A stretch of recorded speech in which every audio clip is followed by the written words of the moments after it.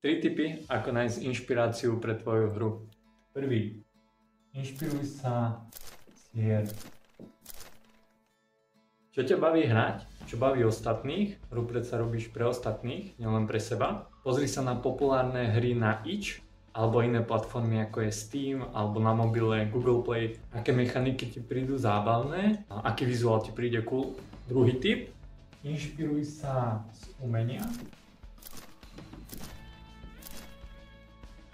Filmy, obrázky, inšpirácie všade okolo teba. Pozri sa na Pinterest alebo ArtStation, krátke videá na YouTube, hocičo.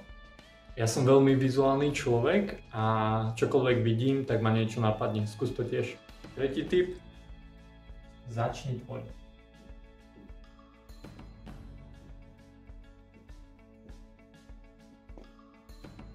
Áno, presne tak. Umiestňuj objekty do scény, hraj sa s atmosférou, experimentuj. Keď si v pohybe, tak ťa určite niečo napadne. Ja milujem jeden taký citát od Picassa. Inšpirácia existuje, ale musí ťa nájsť pri práci. A to je pravda a funguje to ako gravitácia. Verím, že ti tieto tipy pomohli.